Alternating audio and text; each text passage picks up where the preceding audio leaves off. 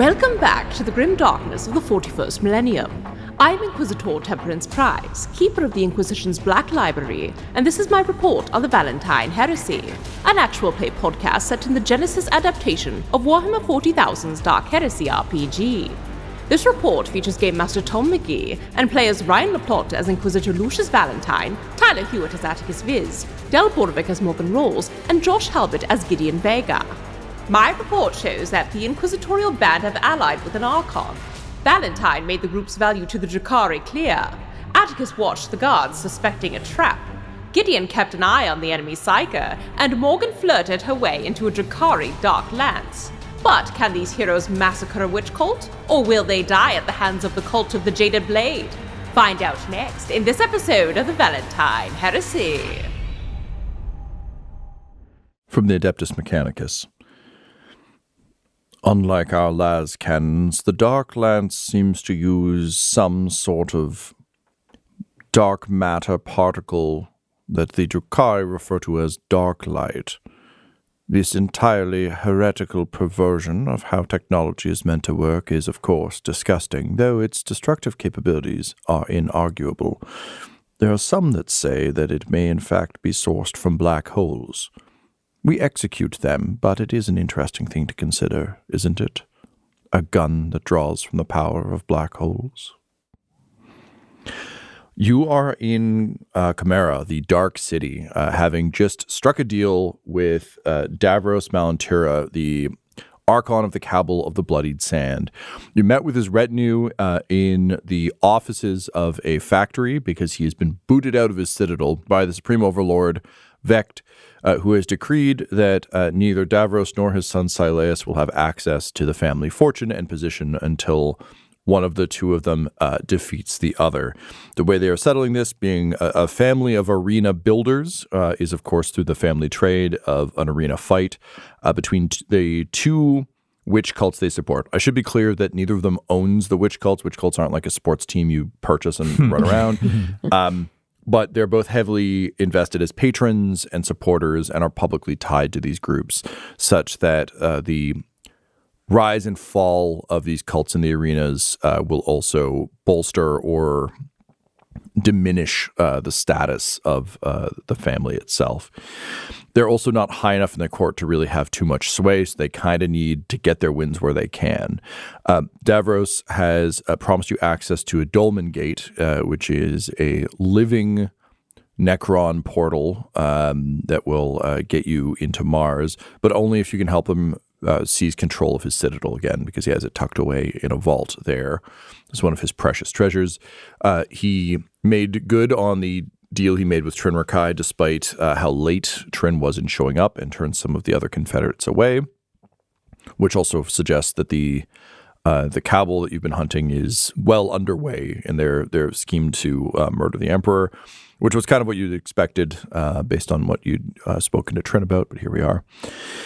And Morgan, having successfully sort of semi-flirted, semi-flattered Davros enough, you've been gifted a dark lance to use in the assault. You're going to attempt to ambush the cult of the Jaded Blade en route to the arena. Of course, they cannot win the fight if they are all dead. Mm-hmm. Davros has provided you with a possible ambush point. It is a massive walkway. Several stories is perhaps too small, but like a massive walkway kind of between two skyscrapers, basically, that is retractable to allow larger ships to fly through. That Davros, now that you are here and in play, has ordered a ship to be conveniently shot down into. It's right along the path to the arena. The cult of the Jaded Blade will have to pass through it. And by damaging the bridge and the mechanisms, it will create enough chaos to kind of let you get set up and move a little bit more stealthily, as well as force traffic through this specific gate. It basically ensures that they must travel through here and gives you some opportunities. He's been thinking about this for a while, but had no ability to move against his son's forces on his own. So now that you're kind of acting as his cat's paw, you have that capability. So you are within the Cabal of the Bloodied Sands factory office space. You are still speaking to Davros. If there's anything else you want to check in with him or his coterie, you can do that now. Otherwise, you can move to the ambush site. Valentyne is good and ready to move on. Mm-hmm. Yep. We got the gun. We happy. All right, yeah, we're out of here. It's time to go do a mission. Great. So as you turn to leave, you're on your way out of the doors, and he turns to the visored recorder thing and just says, "Well, you look happy. Did you get something good?" And it nods its head and says, "Well, okay, come around then." And it moves around in front of the table. It says, "Oh shit, I still have this stupid voice box on," turns it off. And then in drukhari, it's just like, "Igna claw." And like he does something, like basically he starts to like confer with this thing.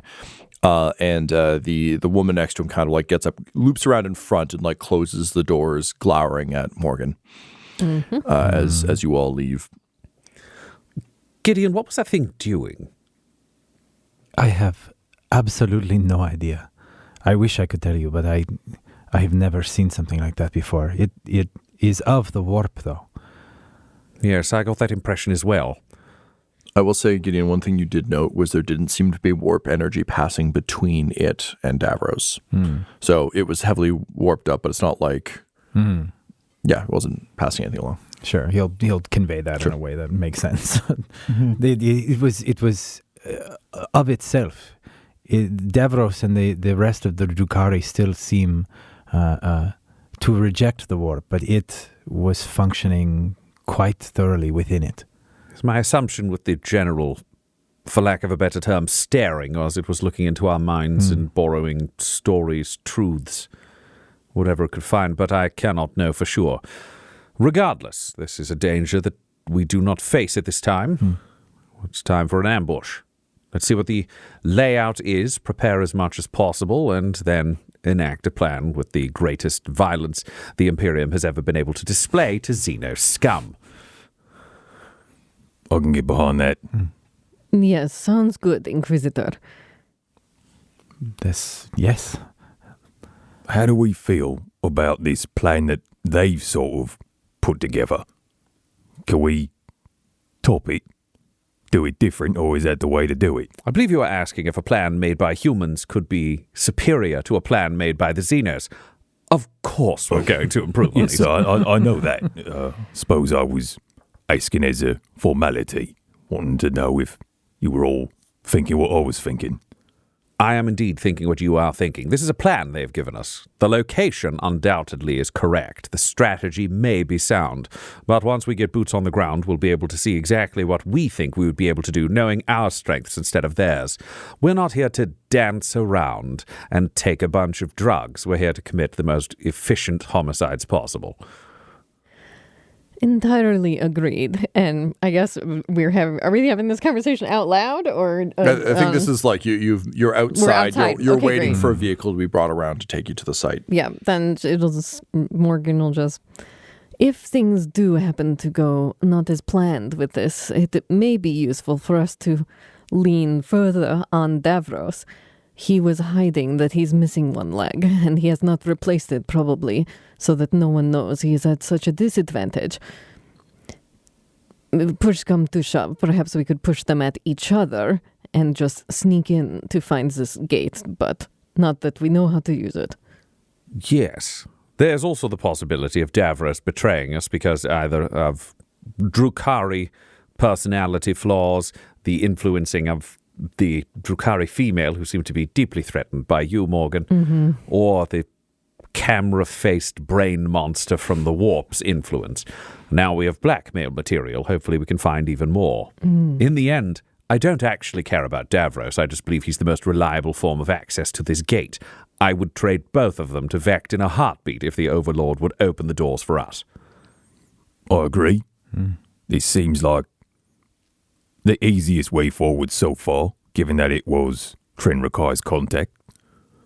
However, I think it's strange that someone would want to hide the fact that they need a prosthetic limb. I mean, this thing's great. He like gestures to his arm like, why not get one? Be stronger than you ever were. Silly. As is on Greybridge, the importance of keeping up appearances, I can only imagine is even more valuable here, where life and death seem to be threatened at every turn. I imagine he is deeply embarrassed by his own shortcomings. Fool should endeavor to appear to be crushing his enemies' heads under his new fancy prosthetic leg. Anyway, I don't care. Just seems silly. I don't understand these things. You simultaneously don't care and are completely correct. It is a weakness of this society, a decadence that has taken them too far away from strength. There are definite lines and comparisons that can be drawn with Greybridge. This would have been the end of Greybridge, ruled over by an Ealdari master, if it had been given a few more centuries to drift into decadence. Oh. The problem with this drukhari, Colonel Viss, is it has no strength underneath it. Give it a new leg, it is still an effete, decadent, cowardly warrior, hiding in the dark, clutching at knives and expecting playthings to carry out its victories for it. Attikus spits. Agreed. But it is a tool for us at this time. So we turn the Xenos against each other, and as a reward for our fealty to the Emperor and our overall cause, you will get to kill an entire cult of drukhari witches. Emperor be praised. Yes, death to the slavers. All right. And with that, a couple of warriors kind of come around and gesture to you as though you're in the wrong spot. Is that very clear? Like, we're waiting around back. What are you doing? Kind of frustration. So you move around behind the building, and they have a reaver set up for you. These things are kind of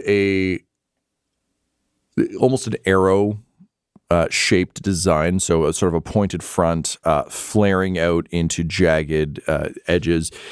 For the Star Wars fans, they're like the Jabba's sail barge skiffs that fly around, so just like sort of long, flat things. Yeah. You'd almost think of them as boats, but with, again, kind of like jagged, bladed armor off the edges. They have a cannon up front, and on this one, a couple of like sort of large, vaguely incongruous sails set up that are kind of stretched horizontally across to provide some shade. It's clear this thing is meant for shooting, but also meant to like probably move important arena engineers around.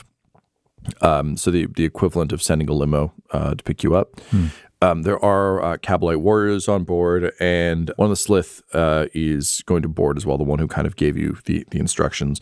So he slithers up onto the deck, has to pull himself kind of up and onto it. And he's left his voice box on Gothic and says, "This one's name is Cragstern. This one is here to provide assistance up to the ambush. After that, this one must make himself scarce. I cannot be seen to be assisting you." Understood. Let's get to the ambush point so we can plan out exactly what we need to do. And he goes up and just like punches the driver in the shoulder and points. And the driver kind of wearing armor, but is clearly not a Kabalite warrior. Like there's no faceplate.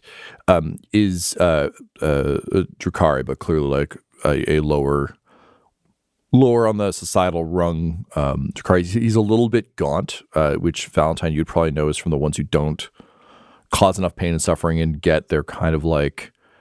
There's not enough feasting going on, so he's a little appealing. It also speaks, again, to the decline of the house, because if the staff are looking gaunt, it means that everyone is slightly underfed. So he kicks this thing up, and you hear kind of the whine and hiss of the engines, and it takes off, hovering above the ground. Despite how bladed and janky this thing looks on the outside, it moves incredibly smoothly, because ultimately all the drukhari tech is Eldar tech, just metal. So it kind of takes off with the lurch of kind of a boat being launched and begins to fly you through the city.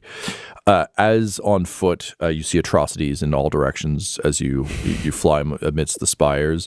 There's something impressive, I think, for you, Gideon, particularly coming from Greybridge, which was audacious but so small. Like it was a planet. We talked about like Greybridge, the city of Greybridge itself was like really the only major settlement, and the planet could be like circumnavigated in a matter of hours. Like it wasn't a big planet.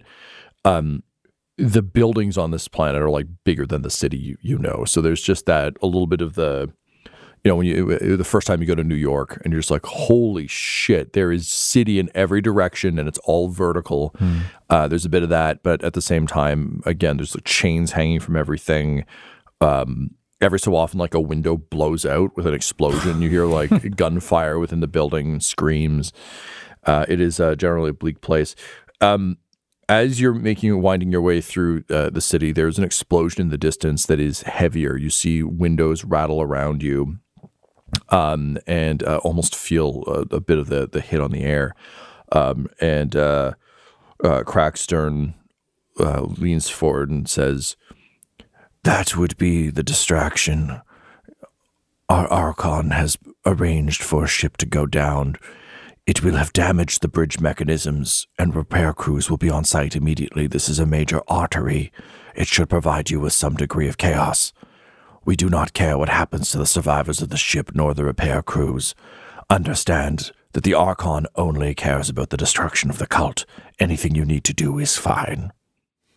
Excellent.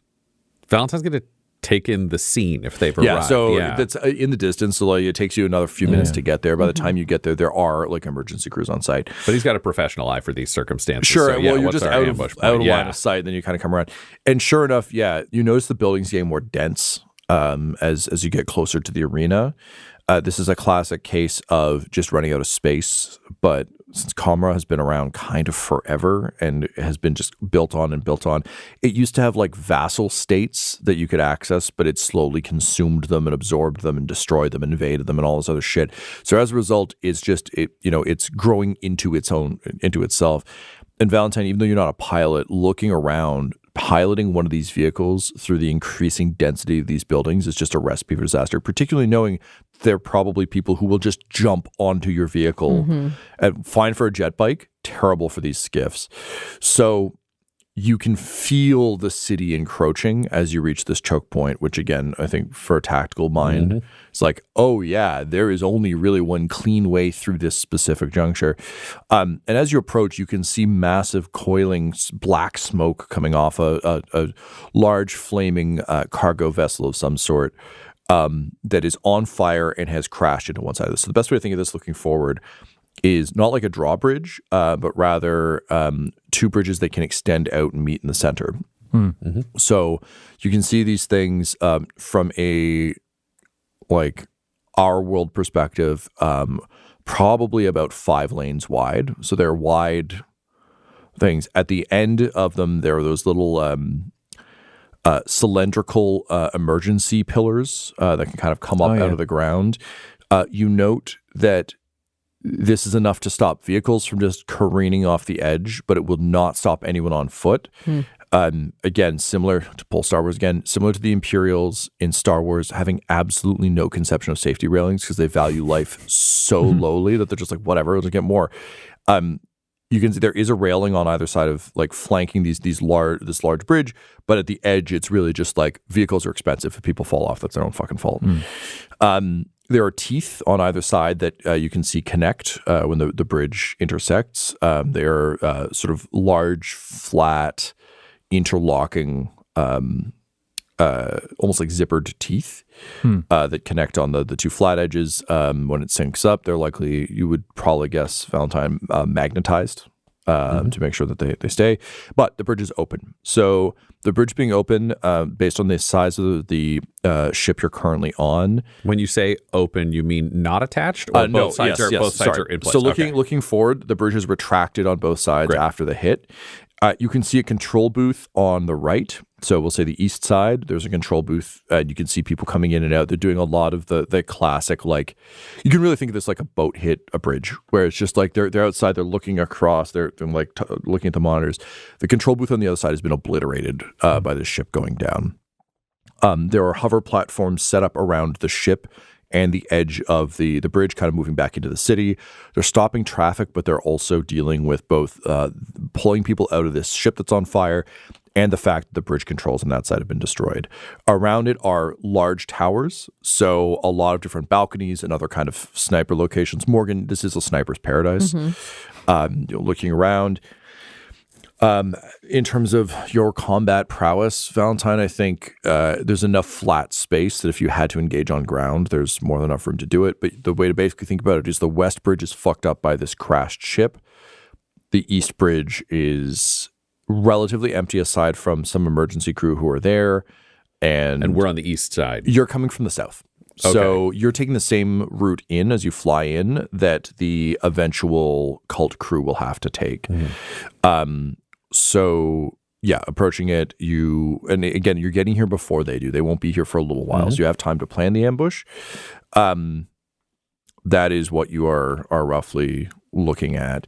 Again, you see a lot of folks who are a variety. There's certainly drukhari around, but a wide variety of different species are particularly doing the menial labor of like, if it's dangerous or boring, it's like enslaved races from around the galaxy. If it is cool, then the drukhari are up to it. Yeah. Okay. So we're flying in, and we know the cult is coming the same direction. They will eventually be coming the same direction. So we are on the side. When it comes to the bridge, you said there was a control booth. The west side one on our side is west side is destroyed. The east side has a control booth. Are there two control booths on the opposite side? Are these like toll booth kind of setups on the bridge, or just the one on our side that's still in place? So there is one on the east and one on the west. The west one has been obliterated. The east one is still intact. So yeah, like a toll booth, but there's only one toll booth on either side. There's only one toll and booth. And there's not anything. So like when the bridge is closed, there's theoretically no air traffic moving through here. Air traffic waits. When the bridge opens, air traffic. So the bridge is kind of a wall. Ish. I mean, like you could go up and over or down and under. It's just frowned upon. And it gets dangerous because there's spires and pointy bits and other things. So the thing is, you can really make your way vertically up and over or under this if you're willing to risk your vehicle. But you can think of it as there's just too much janky shit around to cleanly fly any other way than directly through the center, because the city has grown up and over and under and is just generally bad. Does that make sense? Mm-hmm. Yeah, I just want to make sure that I'm understanding. So if we're looking at the bridge and we're parked on the ground, we're coming in. Looks like that. But so the bridge functionally looks like a wall. It's a vertical bridge that's preventing things? I'm looking from top down. You're looking from the top down. Yeah. Okay, so it's a traditional city bridge. Built up over here, the city built down here, and there's a lot of spires and pokes and shit. So basically what I'm getting at is jet bikes can navigate over or under quite easily. The size of vehicle you're in, foot traffic or anything big. Well, and these things aren't like these are in combat. These are meant to like jet in, dump a bunch of people, and jet out. So again, it's a little bit like bicycles can get through, but these are like mini buses, so they will have to fly directly through the center of the bridge. We could take a control booth, close it, and they're stuck on this side without being able to move forward, without being in a position where we could theoretically jump right onto the raider and fuck them up. Yes, you could also theoretically close the bridge on them. Valentyne likes that. When it comes to the size of this control booth, is this a highway toll booth style thing, or is this a bigger kind of command bunker? Yeah, it's in the middle. So it's maybe the size of 4 toll booths squished together. So it's not a bunker per se, but it is just a little booth. Because again, it's not, a toll booth is really just made to have one person say, come through, don't come through.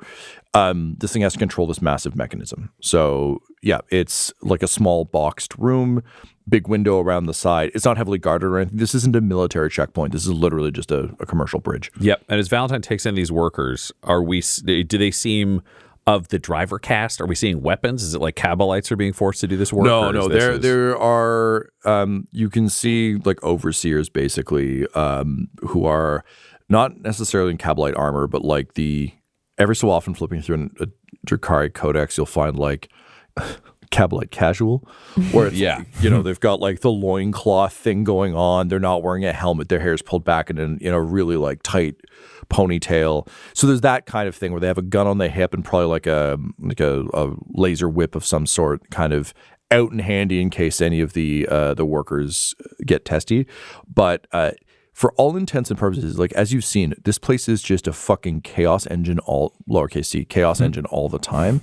So like a ship going down it's just part of business. They're just treating it like snow fell. And they're like, we got to get this shit out of here. Like, come on, get the bridge back up and running. So when it comes to heightened places where we could put a sniper, we're surrounded by a lot of buildings. Is there a ledge that we think it would be relatively easy to put Morgan on? Yeah, yeah. There's like balconies, there's ledges, and it's all spooky nightmare architecture, but there's plenty of places Morgan could conceivably get set up, even with something as large as the Darklands. Yeah. Right. So Valentyne would look to the crew, like his gang, and say, all right, I have an idea for this, but I'm happy to accept pitches from anyone if they have something specific in mind that you think would work. Oh, having a look at that, sir. I don't think Attikus has seen infrastructure like this before. Similar to kind of how you were describing the skiffs of like get in, dump a bunch of people, and get out. Like that's a lot of his vehicle experience as a Imperial Guardsman or a soldier. Yep. I think Attikus' only contribution would be like, if all that slows them down enough, could we not drive this thing up, above one of them? I could just jump down and say hello. Unfortunately, I believe this vehicle is owned by our, shall we say, patron, who cannot be directly indicted in this act. So this will be gone by the time they arrive. Right. Sorry, forgot that part. I figured no survivors meant we could do and look however we wanted, but I would have hoped so too, but they are making this needlessly complicated, one might say, in a Xenos fashion. Attikus spits. Yeah, the Slith guard just observes you spitting and says, if you are seeking other vehicles, there are many jet bike gangs in this area. Were you to kill a Reaver, you could certainly take their bike. Do jet bikes work like regular bikes? What is a regular bike? Closer to the ones we used on Triox than the bicycles we used on Last Gleaming. Well, I can't drive either one of them, so... Nice suggestion, idiot. Just like looks at your two arms. Typical two-armed problem. And then he just turns off his voice box and leans back, looking very self-satisfied, crossing all four arms. But again, no one is acknowledging him or cares. Okay. Yes. We are the problem. The ones who, if we succeed, your master is safe, and if we fail, you lose everything. We're the problem. Okay. Here's what I'm thinking. Yep. Okay. We take the toll booth.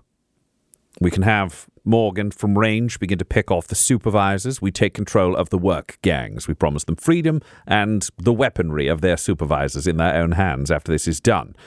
When the skiff begins to approach, we could leave the gate open and attempt to close it on them. We can confirm with those teams the speed of the opening and shutting of this. Morgan is in position, so raised position, perhaps there, perhaps there, perhaps there. Just points to a couple of different ones. There are some good ones, yes. Yes, with the dark lance, we can fire, damage their skiff, make sure it cannot move up nor down to get around this. We either crush it, we'll close it in with this, and it's done. If we are fortunate, and I do believe we are, we have a small period of time before they arrive. There is a great deal of traffic moving through this area, especially if we can keep this open. Morgan, we need 2 bikes. I do not need the riders alive. Consider it a training exercise. Sighting in, one might say, on this distance. Then if something goes wrong and the skiff can continue to move through, we shift to bikes, we engage in a pursuit. Morgan with one, perhaps with myself riding, Gideon with the other, carrying the dear Colonel. Does this make sense? My only concern with this plan is, Morgan, you'll be left on your own in hostile territory where we will not be able to cover you. There are Reaver bikes that could reach you. You could end up in close combat. There is a chance we could balance it if I was to go up with you, perhaps lifted by your dearest friend Toby, delivering you, me, and a dark lance. I could fire your rifle while you fire the dark lance. We could switch back and forth, leaving you 2 in close combat. Or you are isolated and in great danger if you're spotted. Yes, in any other place I would feel confident going about it on my own, solitary, but staying in pairs may be smarter. How does that feel to the 2 of you? You take the bridge, we cover you. Works for me. Gideon, you know how to drive a bike, right? Yes, I like looking at one of the weird spiky bikes. You see him kind of double taking. He goes, yes, I can. Sounds good to me then. All right. You two take the bridge. We will airlift ourselves to a raised position of some appropriateness. We can shoot bikes down, or, sir, he says, turning to the Slith, if you could procure bikes for us, we'd be more likely to be victorious, and your Archon would be more likely to stay in power, which I believe, based on the level of commitment of the rune on your face, would be in your best interest. Do you think you could rustle up a bike or two for us? Clicks the voice box on, says, I suppose, glowers at Attikus. Thank you, says Valentyne. Break. So the Slith is going to take the Reaver and go in search of bikers to murder. Okay. So they'll fuck off.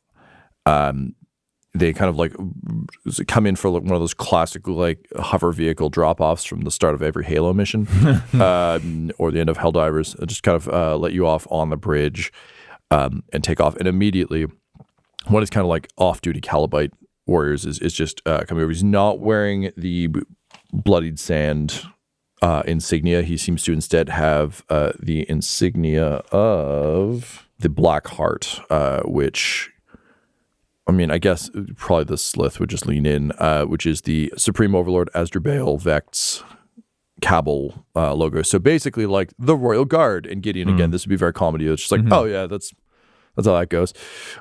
So basically a city guard, like a Comoran guard rather than one of the individual. He comes over just waving his hands in like a what the fuck. And again, seeing you as humans just has to like click through a voice coder, and says, pardon me, I do not know what you think you're doing here, but we're rather busy with a repair operation. You'll have to wait until the bridge is operational to continue your way through. Please call back your vehicle. I don't understand what you can't just be around. Can't you see there's a crash here? We were gonna kill these people, right? We're gonna make sure. snipe So them? all four of us have landed. There was the plan for us to go up and like snipe distant ones. Yes, so yes. maybe if there's the possibility of just pitch this narratively, Tom, a like touchdown at a higher vantage point for Morgan and Valentyne, and then go in and drop these two who are now having this scene. That's what I thought. Yeah, Yeah. as Morgan Yeah. sights in. I just wanted to make sure that for all of us, because I'm they're like, were we there or not? We wanted to be sure. So okay, you're sighting in. Yeah, I'm sighting Valentine's this guy. near you, looking at a dark lance, trying to figure it out, and Gideon and Attikus are down dealing with this. Yeah.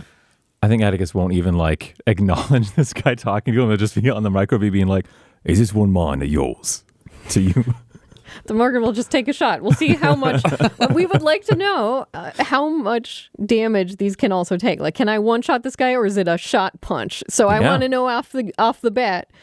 So instead of a vocal response, it's just like a whiz. Yeah. Like, Yeah, you hear nothing. We'll just see what you see the bullet bounce off of. yes. Gideon looks at Attikus and hears him do that and looks back at the guard and just goes, "You should leave." All right. So Morgan, this is probably range 4. Okay. You're using the Dark Lance or the? I'm using my normal rifle. Okay. I'm That is testing out to see how appropriate. hard it hits. Yep. Yes. Yep.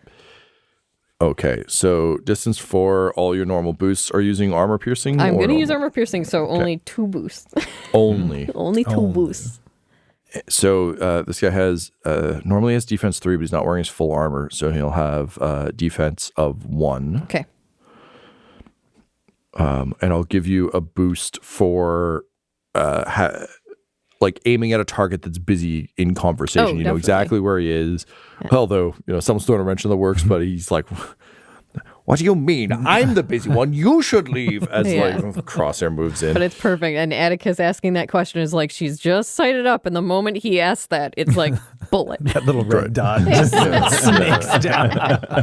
What is this nonsense on my forehead? Okay. Disgraceful. Yeah, go for it. Roll it. 1 triumph, 2 successes, 2 advantages. Yeah.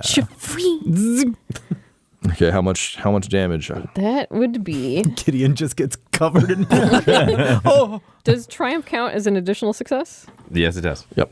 So that would be 11 damage. Pierce 2. Okay. So given that this guy isn't wearing his full armor and you're shooting the back of an exposed head, I think it's just like red mist blasts Gideon and Attikus somewhat. Attikus finally, like, this is finally an occasion where Attikus feels it is appropriate to, over the comm beat, say, "Thank you." And then back over the comm beat. You're welcome. All the next one is yours.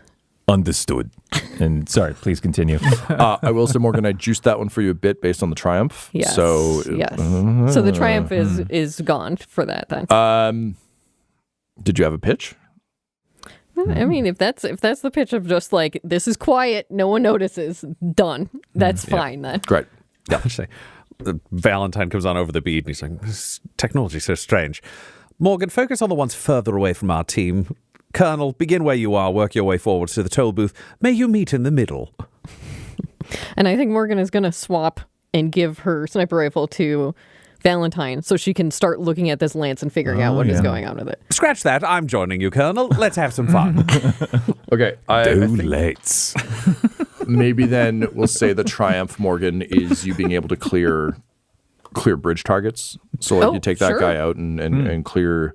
Because again, these aren't like one guy goes down and there's probably a momentary like, the fuck? And most of these folks are on the other side of the bridge where the crashed ship is.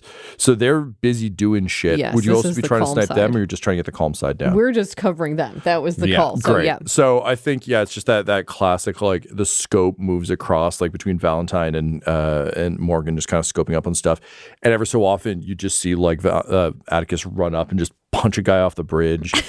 Gideon, I assume you're saving your psyker powers for party time, or are you also like blasting people? I think for the most part, he's going to try and keep this kind of nondescript. So if he's hiding behind Attikus and then getting ready to like barrier him if he needs Moving anything. headless bodies to the left. Yes. Did that Royal Guard, that first one, or the Vex Guard, did he have any like weapons on him or anything? I think now that shit's happening, Gideon realizes he doesn't have He doesn't have any weapons. He's like, oh shit. Yeah. I think it was a laser whip and a pistol. Yeah. Yeah. It's a shame. I feel like you had a sword at one point. Yeah. Yes. So you can get a shard pistol and a whip. I think he'll just take the shard pistol. He doesn't know what to do with the whip. Yep. He doesn't want to look, gauche. Just keep it for looks on your hip. Yeah. He's got Indiana Jones thing going on. Sexy, take it. He's wearing a mask. I'm one of you now. Yeah. I am the overseer. Men, Greybridge Sancta. Bow to Oregon, the overseer. I hope this planet does not explode. That would be an unfortunate coincidence. How did you guys feel about last winter ball? You have those here, right? Oh, you're dead. Oh, no. I'm so sorry. Good job keeping them busy. They're so distracted. Everyone I talk to just explodes into mist. He's just walking up to people, telling them to leave. The moment they look at him, Atticus' fist enters their body. Yeah, you're in danger. Oh, Shit. All right, so we do a joyful massacre, Tom. yay! Yep. Gideon, I think as Attikus kind of clears the rest of the bridge, you're able to make your way to the control booth. Walking in, you see just like a heavily scarred, slightly augmented human who's like on his way to servitor status. Just like he's got like a lot of robotic guts, just sitting in a chair, and he turns and just raises his arms and says, "Please do not shoot. I mean you no harm." He won't. He'll put up his little shard pistol and he'll say, "Leave. You have to leave now." And he like looks down at the chair he's somewhat built into and is like, you need to give me a minute. And starts like unhooking servos and like wires and shit. And then he kind of thumps off the chair and just starts crawling his way. And that's when Attikus arrives and says, You get back in that chair. You're going to work the bridge. Sir, do you think you can kill a man with a pistol before he shoots you? Because that's what I'm facing down in there. There's a man with a pistol. Where? So, in back of my booth. You wait here. Just like lowers himself, like cheek to ground, At least this is solid. You walk back in, it's just Gideon with a pistol. Oh, it's you. I tried to get him to leave. I'm sorry. Do you know how to work the bridge? And he looks at like. Give me a tech use check. Yeah, sure. He's feeling confident. He took his first hostage and he freed them. He's great. Things are happening. Imperial hero Gideon Vega. Yeah, it's difficulty 3. He's got a gun, but it's pointed the wrong way. Like he doesn't Holding know how to work. himself hostage. I've seen this in movies. The only person who can't leave is me. Tech use. Let's see. Again, difficulty what's Difficulty 7. No. I was going to say 3, but realistically, it's built for like a human operates this. So Sure. I'm going to say difficulty 2. Okay. I'll give you a setback for the unfamiliarity of Xeno stuff. But again, weirdly, like being a gentleman on Greybridge, you had a lot of time to just like learn weird shit. So even though you would have done menial labor, I wouldn't be surprised that you know how it works. So yeah, we'll give you that. I'm going to give you. Yeah, sure. You can take a boost for that. Yeah. I will also give you a boost for.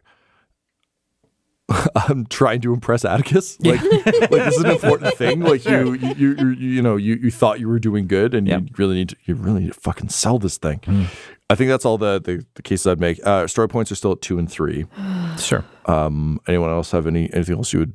Wait, No. I mean, I would give you one. I'm loving it. I love every beat of this. I give you one for Jeffrey helping, but Are there windows? Yeah. Are you seeing what I am seeing? Yes, I am. Let's see how this plays out. Wow. Valentine's crosshair just an inch to the left of Gideon's head, just drifting I'll tell ever you, so slightly. He spotted that, but Valentine's actually lining up to shoot that guy trying to leave. No witnesses. He says, "Don't stop with the aims." All right, go for it. Gideon goes to like really confidently push a button, but then you see him like stop and look and see Morgan and then look back and pushes a different button. 2 advantage. 2 advantage. That's it. Okay. So Oh God. you, I'll say with 2 advantage, you can ascertain that the bridge controls still work, but you're not quite sure how to work them. Okay, so everything is online. That is all I know. Well, then we're putting these people back to work. So he'll go and like try and help the guy back into the chair. I'm sorry. I talked to him. Thank you. What does that word he said mean? Sorry? Is that a local dialect? What is that? Let me show you something.